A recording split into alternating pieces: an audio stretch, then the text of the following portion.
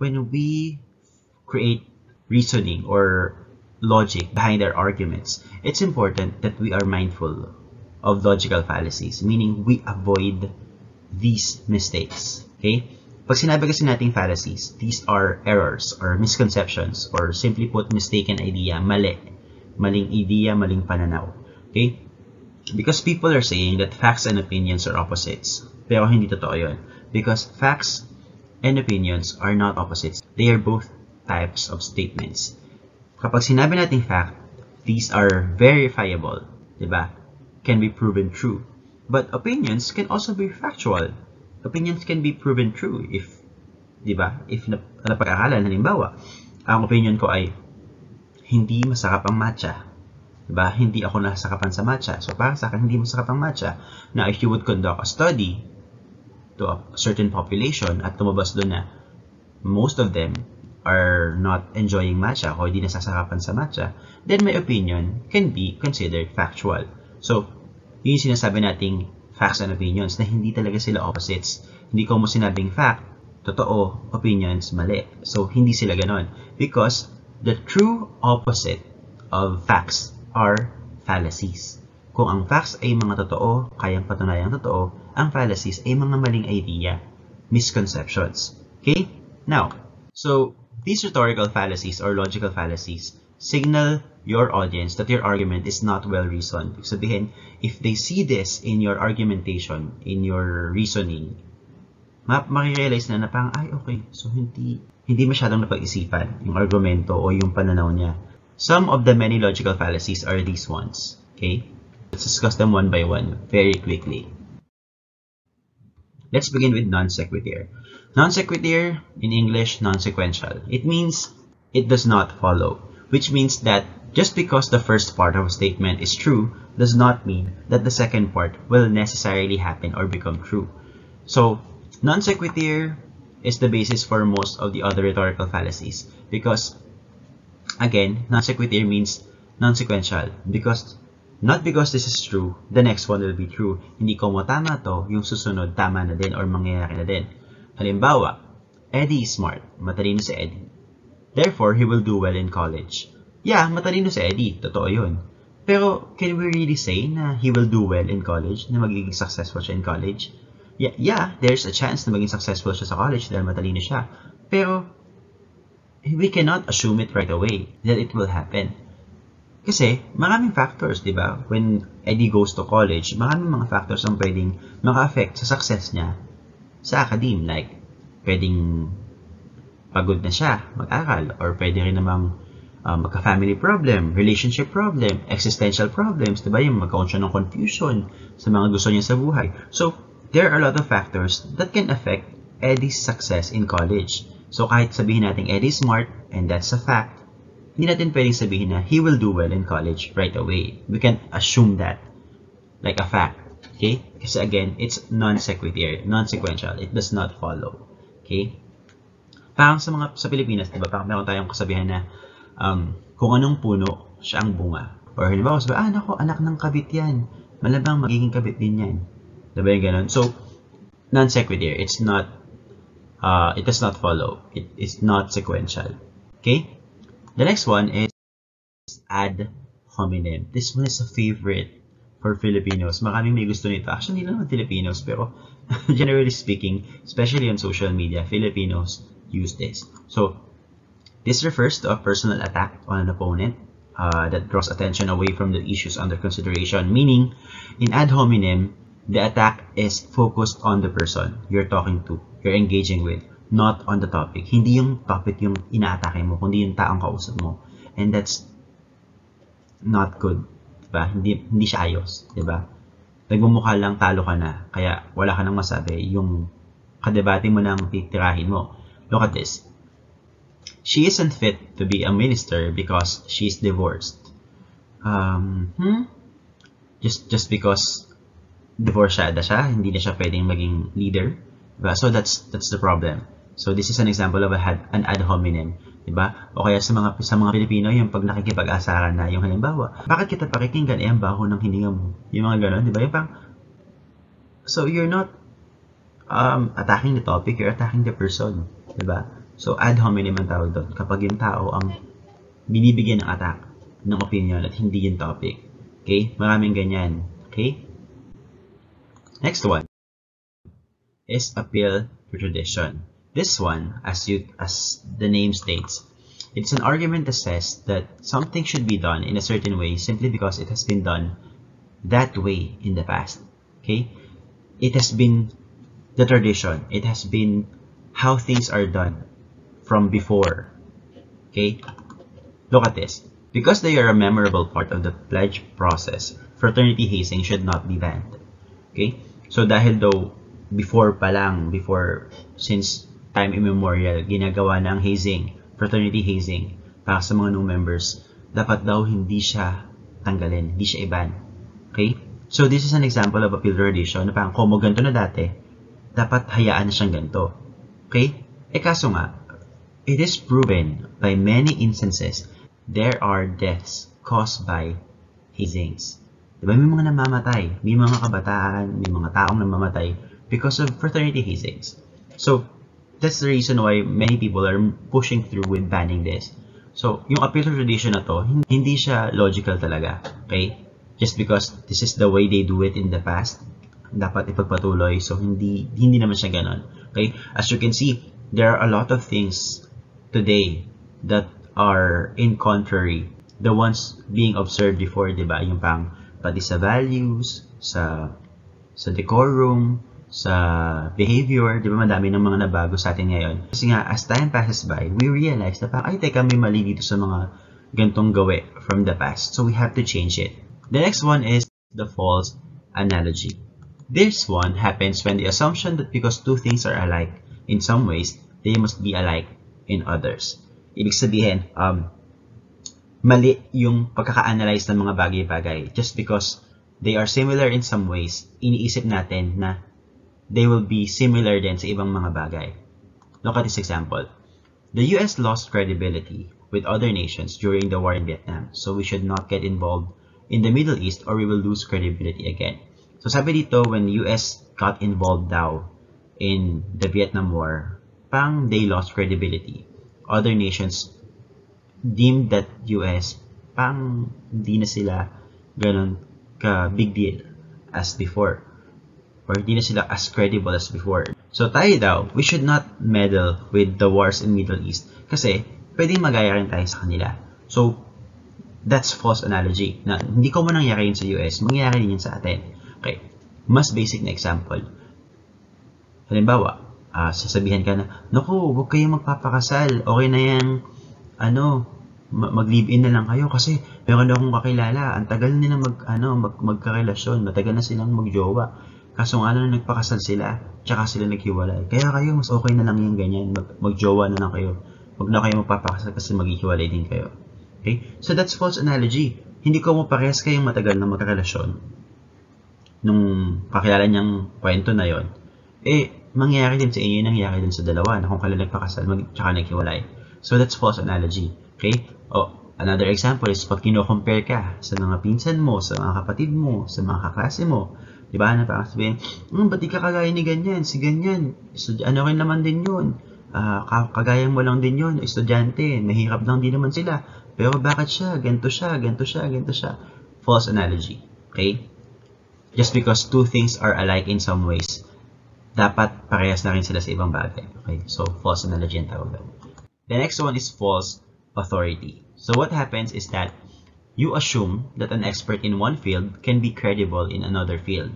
Ibig sabihin, just because someone is an expert or a professional in a certain category, feeling mo or feeling ng mga tao, magaling din siya sa ibang bagay.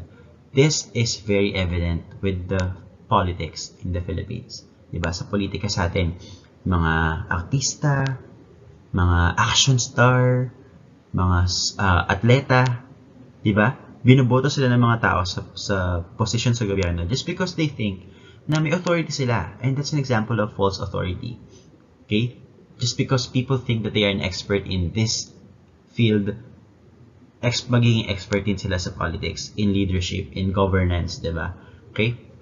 Look at this, sabi, we must stop giving much budget on road and bridge constructions as Manny Pacquiao has argued. This is an example sentence. Wala siyang sinabing ganito. Example sentence to. Okay? So, in this statement, sabi daw ni Manny Pacquiao, hindi na daw dapat tayo magbigay ng much budget on road and bridge constructions. Okay? So, false authority because just because Manny Pacquiao said it, dapat ba gawin na natin siya? Dahil ba expert si Manny Pacquiao sa boxing? Okay? Isusundin na natin siya, yung opinion niya about giving much budget on road and bridge construction. So, this is an example of false authority. Okay? So, again, this is just an example. Hindi to sinabi talaga ng Manny Pacquiao.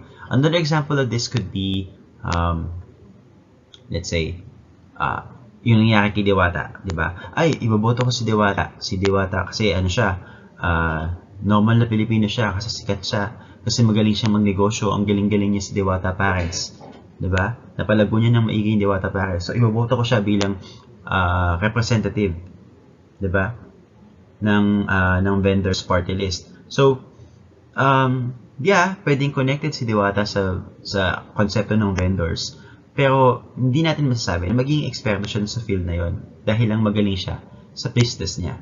Okay? So, that's false authority. The next one is the false cause. So, in this case, the assumption that because one event follows another, the first is the cause of the second. Kumbaga, mali yung sinisisi mong dahilan. Kaya false cause. Okay? Sometimes this is called post hoc or ergo propter hoc or after this, so because of this. Yun yung ibig sabihin in English. Example. When Coach Joe Paterno turned 75, Penn State's football team had a losing season. So, in this, nagkaroon daw ng losing season or laging natatalo yung football team ng Penn State. And ang sinisising cause, ang sinisising dahilan ay si Coach Joe Paterno daw ay naging 75 years old na. Simula daw nung nag-75 years old siya, natatalo na lagi yung football team nila. So, siguro if you would study this, yeah, pwedeng may connection, pero it can be a false cause. Baka naman hindi si Coach Joe Paterno ang dahilan. Okay? Baka naman hindi ko mo nag-75 na siya, kaya natalo sila. Paano kung nakagraduate yung mga best players nila ng football team nila, di ba? Nakagraduate na nung taon na yun. Nasabay lang talaga nag-75 na si Coach Joe. Kaya ang naiwan na lang sa team ay yung mga bagong recruit ng mga players, di ba? So, this is a false cause. Ibig sabihin, hindi ko mo nag-75 lang si Coach Joe,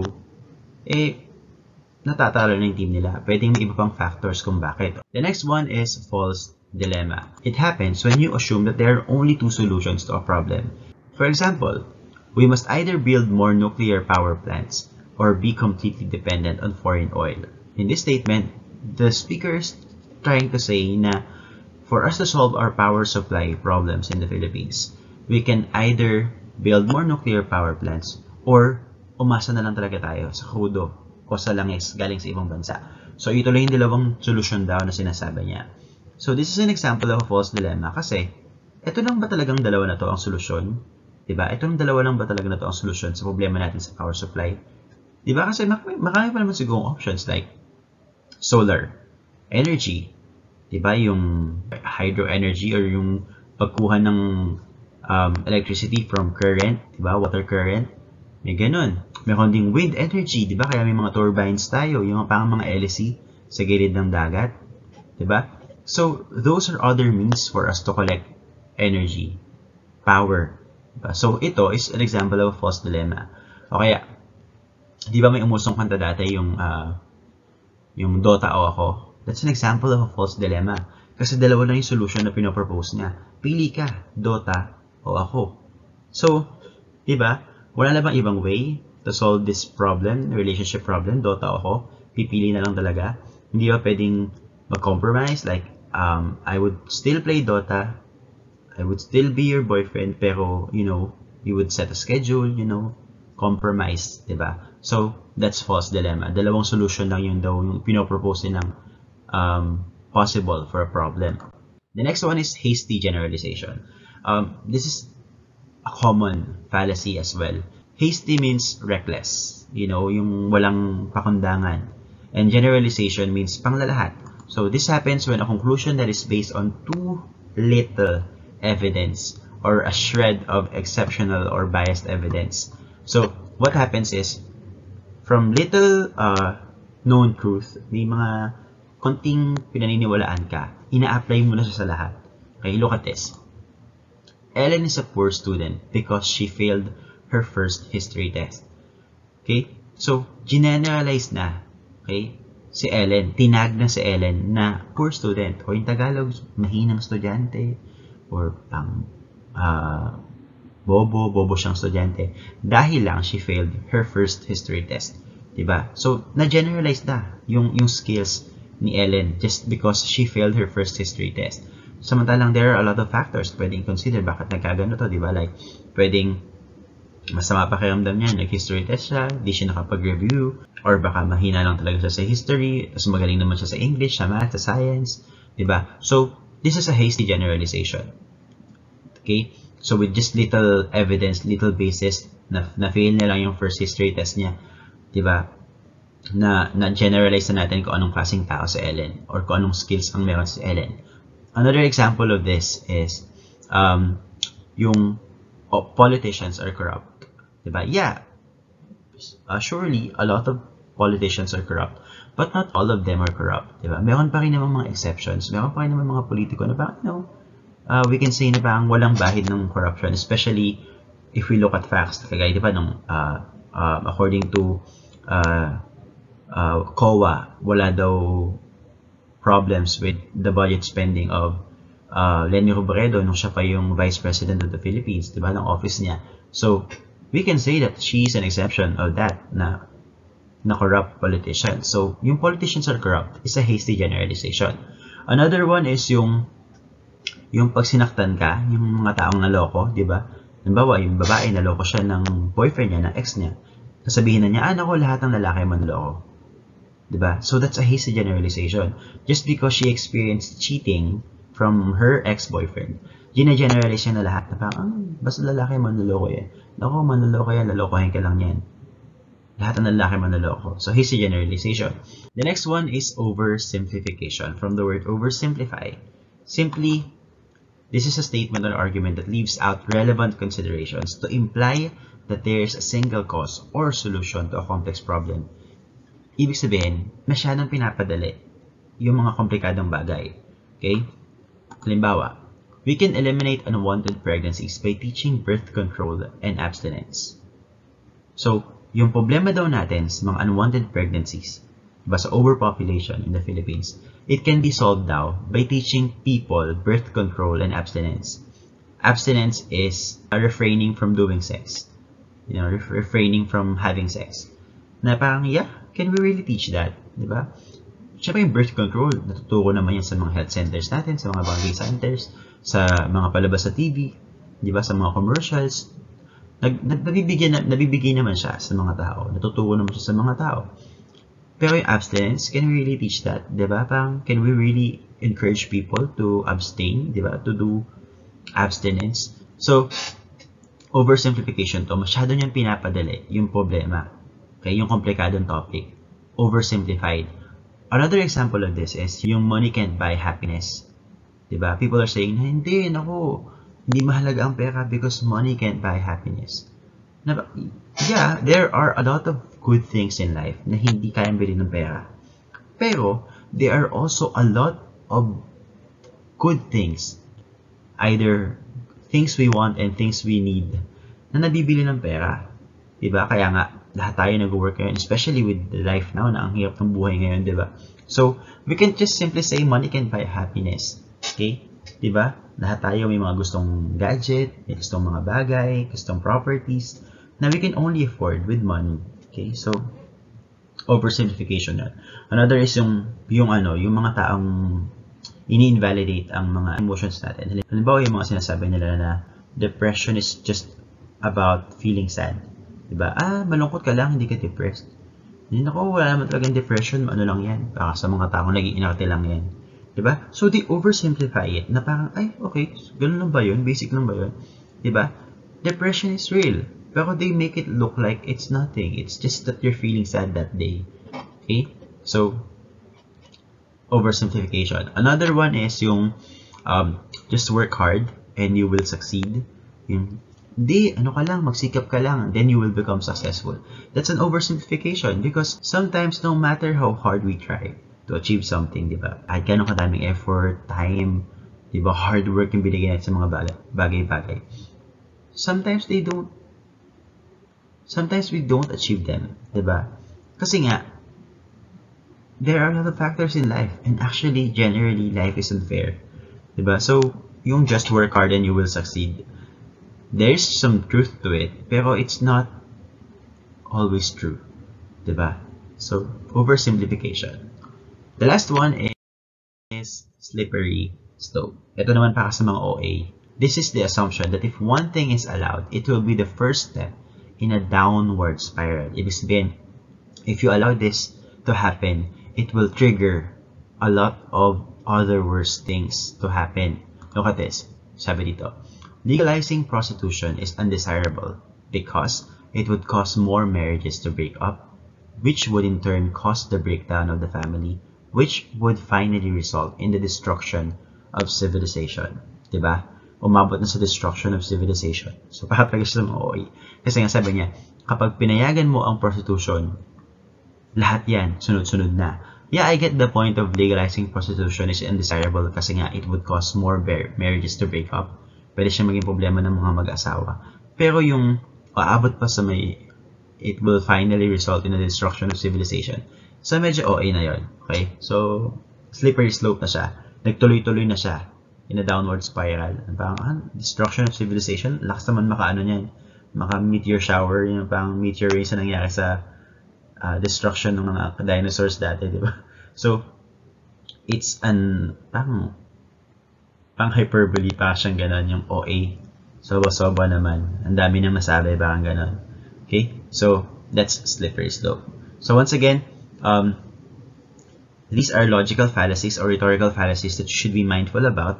You should avoid using them in reasoning out for your arguments because, again, they show that you are not fully educated about the topic you are debating about. Okay? Once again, I am Sir NJ Javier and thank you for watching.